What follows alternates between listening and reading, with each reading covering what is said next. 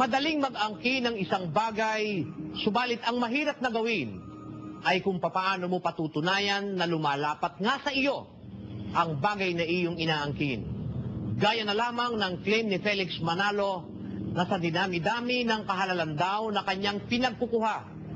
Sa kamalasang palad ay wala pang lumalapat sa kanya kahit isa at hindi nila mapatutunayan lalo na kung ibabatay lamang ay sa Biblia. Nakalulungkot isiping ang lakas ng loob ng nagpapakilalang sugo ng Iglesia ni Cristo ay siya namang hina ng paninindigan at sakdalrupok ang batayan. At ang Panginoong Hesukristo pa ang napagdiskitahang agawan ng karapatan. Magandang gabi pong muli upang ating mas lalong mabigyang linaw ang paksang ating itinampok sa gabing ito. Ay atin pong itanong kay Brother Eli Soriano ang totoong kinatuparan ng hula ukol sa ibong mandaragit. Samantala, ako pong muli si Brother Danny Navales nagsasabing ang pagsusuri ng mataman ay susi upang makaalpas sa kamangmangan at hindi dapat magbulag-bulagan sa mga bagay na iyong sinasampalatayanan na baka sa halip na glorya ay kapahamakan ang iyong makamtan.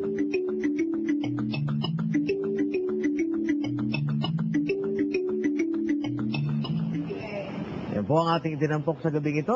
Karugtong pa rin ang walang habas, kapatid na Josel, na pag-aangkin ng sugo di umano ng Iglesia ni Cristo na si Ginoong Manalo. So, dinabi namin ang kanyang inaangking karapatan hanggang sa oras na ito'y wala pa rin talagang akmang lapat na lapat sa kanya. At sa gabi nga pong ito ay ating itatanong kay Brother Eli Soriano, meron ba muntimang karapatan si Ginoong Manalo sa ng kanyang mga tagapagturo na angkinin ang bagay na ito? Brother Eli? Tignan natin yung talata, Brother Danny. Lagay natin sa screen. Po, at lalagay natin sa screen. Nakasulat po dyan na tumatawag ng ibong mangdadagit mula sa silanganan ng taong gumagawa ng aking payo mula sa malayong lupain. Oo, aking sinalita, aking namang papangyayarihin, aking pinanukala, aking namang gagawin. Tuloy. Inyong dinggin ako, ninyong may mapagmatigas na loob na malayo sa katuwiran. Aking inilalapit ang aking katuwiran, hindi maglalaon at ang aking pagliligtas ay hindi magluluwat at aking ilalagay ang kaligtasan sa Sion na ukol sa Israel na aking kaluwalhatian. Yan ang sinasabi ng Panginoon, Brother Sister Luz. Opo. Binabanggit yan yung ibong mandaragit mula sa silanganan ng taong gumagawa ng aking payo mula sa malayong lupain. Alam mo, ang nagbunsod kay Manalo na ang kininyan, nakabasa kasi siya doon ng silanganan eh. Alam mo sa kasi ang culture ng isip ng Iglesia ni Manalo, pag nakabasa ng silanganan, akala nila yung silanganan Pilipinas. Brother Joseph. Opo. Yan ang kanilang mind conditioning nila na pagka silanganan Pilipinas. Alam mo, ang silanganan dyan, hindi silanganan ng mundo eh. Yung binabanggit dyan silanganan ng Israel dahil ang kapitolyo ng Biblia ang Israel. Kaya kung may silanganan man dyan, hindi pwede sabihin is Pilipinas agad yan. O yung silanganan o east na according to geography.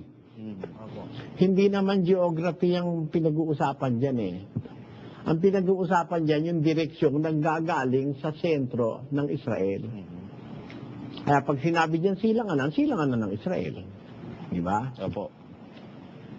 Ngayon, alamin natin yung sinasabing tumatawag siya ng ibong mandadagit mula sa silanganan ng tao na gumagawa ng kanyang katwiran mula sa malayong lupain. Ayan. Para sa kanila, ito'y si Manalo. Pero napaka-imposible kasi ito'y magaganap ang gawain ng ibong mandadagit, dadagitin yung mga taong malayo sa katwiran at ilalapit sa katwiran at kaligtasan. Magaganap sa Israel. Ay, kay liwanag ng 46:11 hanggang 13, Brother Josel. Paano naman si Manalo yan?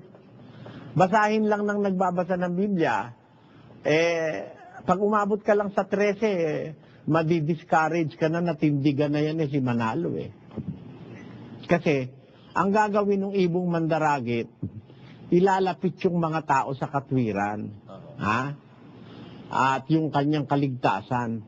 At I will place salvation in Zion for Israel, my glory. Yan ang sinasabi sa 13. Kaya yung ibong mandaragit, magdadala ng tao dadagitin yung tao, dadalhin sa katwiran, ilalapit sa katwiran, at ang kanyang gawain magaganap sa Israel, Brother Josel.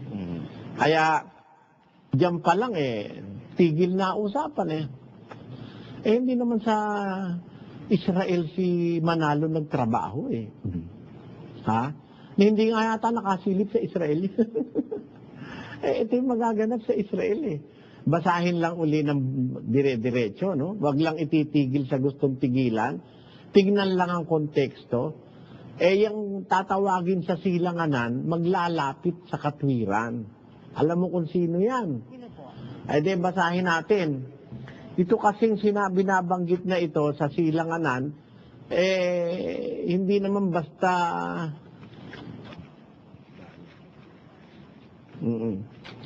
tingnan mo nga yung meron ka bang available dyan na mapa ng Israel. Kasi, Brother Josel, itong tinutukoy dito na tao na gumagawa ng katwiran ng Diyos, magmumula sa silanganan, na tinawag sa talata na ibong mandadagit, o ravenous bird, ito'y si Haring Ciro ng Persia Brother Josel. Pinangalanan nga ng Diyos yung manggagaling sa silanganan na yan at ang kanyang gagawin Atin naman, basahin natin ang Isaias pa uli, dun sa kalapit lang na talata, kapatid na Josel, Nasa 45 o 44:28. Na nagsasabi tungkol kay Ciro, siya ay aking pastor at isasagawa ang lahat kong kaligayahan. Na nagsasabi nga rin tungkol sa Jerusalem, siya ay matatayo at sa templo ang iyong patibayan ay malalagay. Kita mo, ang gawain yan manggagaling sa Jerusalem Opo. sa Israel At yan ay si Ciro. Tuloy natin ang basa. Ganito ang sabi ng Panginoon sa kanyang pinahiran ng langis kay Ciro, na ang kanang kamay ay aking hinawakan upang magpasuko ng mga bansa sa harap niya at aking kakalagan ang mga balakang ng mga hari upang magbukas ng mga pintuan sa unahan niya at ang mga pintuang bayan ay hindi masasarhan. Tuloy. Ako'y magpapauna sa iyo at papatagin ko ang mga baku-bakong dako. Aking pagwawaray-warayin ang mga pintuang tanso at aking puputulin ang mga halang na bakal. At ibibigay ko sa iyo ang mga kayamanang nasa kadiliman at ang mga natatagong kayamanan sa mga lihim na dako upang inyong maalaman na ako ang Panginoon na tumatawag sa iyo sa inyong pangalan. Sa makatuwid bagay ang Diyos ng Israel. Patamon, tumatawag siya sa inyong pangalan. Ang sabi ng Biblia, tumatawag sa iyo. Kaya nga tinawag pati pangalan, Ciro wala naman diyang Manalo. Hindi mo napansin yung Brother Joseph, Tumatawag ako sa inyo, sa iyong pangalan. Tinatawag ko kayo, tumatawag sa iyo, sa inyong pangalan. Ang Diyos kung tumawag kasama pati yung pangalan. Tinawag niya nun Kaya nga Ciro, nilagyan niya ng pangalan Identified. Nilagyan niya yung kanyang pangalan